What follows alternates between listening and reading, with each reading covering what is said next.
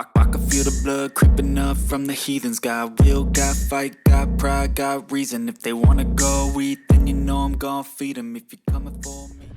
Zelensky belum mengerti apa yang dicari Putin dalam perang Ukraina, dan karena itu dia tidak tahu bahwa Putin sudah mencapai sebagian besar tujuannya, kata Valentin Vasilescu, ahli penerbangan militer. Hurrah! Bagaimanapun, menurut Vasilescu, Ukraina adalah semut kecil di hadapan kekuatan Rusia yang memerangi Barat. Perang Ukraina, bagaimanapun, digunakan Putin untuk memperoleh sebanyak mungkin rahasia militer Barat. 1. Desember 2021, Putin meminta jaminan keamanan kepada Washington karena gerak maju NATO yang terus berlanjut di perbatasannya.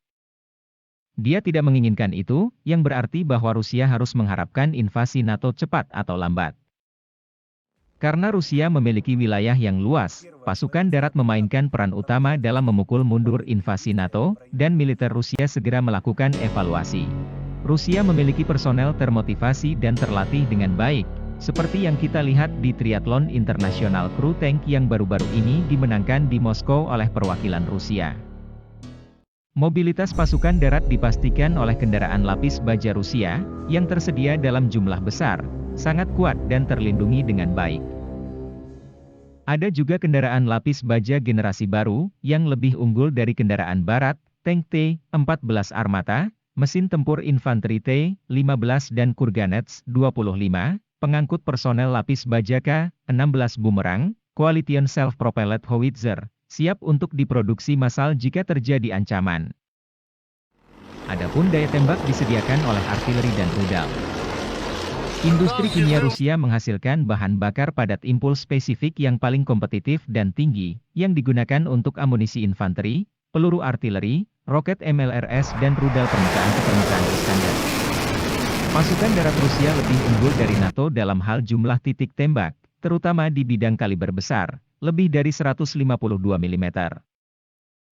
Namun, senjata Rusia lebih rendah daripada NATO dalam hal akurasi. Kemungkinan netralisasi dengan proyektil Rusia yang tidak terarah adalah 60% lebih rendah daripada Amerika, yang menggunakan amunisi presisi. Satu-satunya proyektil presisi Rusia yang dipandu oleh laser, Kitolov 2 kaliber 120 dan 122 mm dan Krasnopol kaliber 152 atau 155 mm. Amerika menggunakan proyektil yang dipandu GPS, yang lebih mudah digunakan dan lebih sulit macet. Hampir semua rudal Excalibur dan rudal taktis HIMARS MLRS dan Attackers dilengkapi dengan perangkat panduan Amerika yang sama. Ini rahasia yang belum ditemukan Rusia, untuk dinetralisirnya.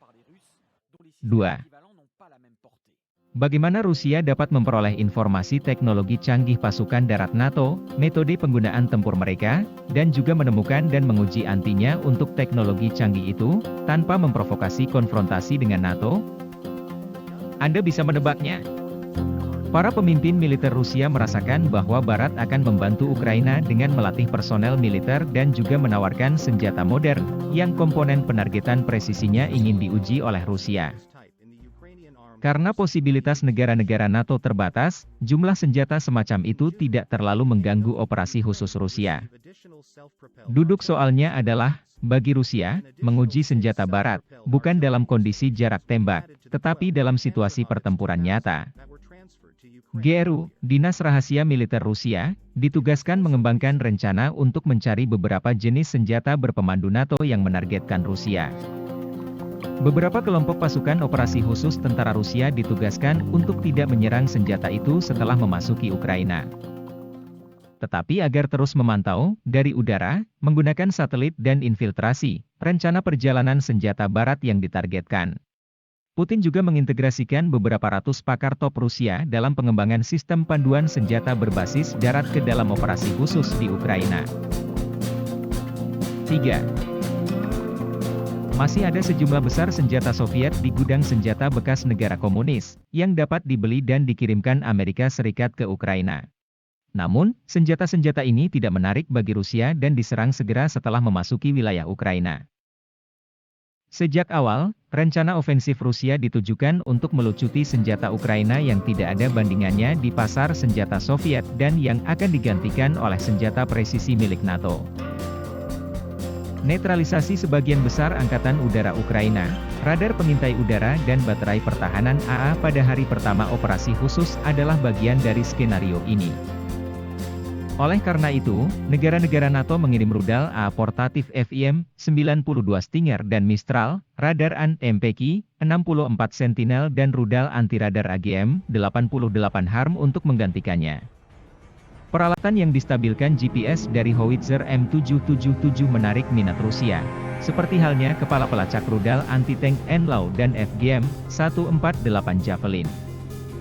Tetapi trofi yang paling didambakan adalah rudal M31 GMLRS, yang memiliki hulu ledak yang sama dengan rudal taktis ATACMS atau proyektil artileri berpemandu Excalibur. Bagian sipil dari jaringan satelit GPS tidak aman. Tetapi satelit juga memiliki komponen militer yang melakukan hal yang sama, dengan lebih presisi, tetapi akses ke bagian militer memerlukan kode enkripsi. Inilah yang tidak dimiliki Rusia. Pada tanggal 29 Agustus, Rusia menemukan rudal HIMARS yang tidak meledak dengan komponen pemandu yang utuh. Para ahli Rusia meletakkannya di meja uji coba dan membuatnya berkomunikasi dengan satelit Amerika dari jaringan GPS. Dengan demikian Rusia tidak hanya memperoleh karakteristik frekuensi dan modulasi yang membuka akses ke satelit, tetapi juga model kode untuk transmisi koordinat GPS dari satelit. Sekarang Rusia dapat mendeteksi permintaan koordinat GPS apapun, dan alih-alih sinyal satelit, Rusia mensintesis sinyal yang lebih kuat untuk membajak rudal dan mengirimkannya kembali ke majikannya. Satelit dan pesawat mata-mata Amerika Serikat dan negara-negara NATO lainnya terus berpatroli di Laut Hitam Barat Laut, di perbatasan Rumania, Polandia, dan negara-negara Baltik. Mereka mengirimkan semua informasi pergerakan pasukan Rusia ke perwira front Ukraina melalui jalur data rahasia. Anehnya, Rusia tidak mengacaknya, pertanda bahwa mereka tengah mempelajarinya dengan sangat hati-hati. Struktur dan percabangan jalur data ini, serta penguraian kode karakteristik sinyal radio, sangat menarik bagi Rusia karena, jika terjadi invasi ke negara tersebut oleh tentara NATO, pasukan akan dikoordinasikan melalui garis komunikasi ini. I can feel the blood creeping up from the heathens. Got will, got fight, got pride, got reason. If they wanna go eat, then you know I'm gon' feed them. If you're coming for me, hope you're ready for a demon. I got eyes in the back of my head, I'm seeing. Take me for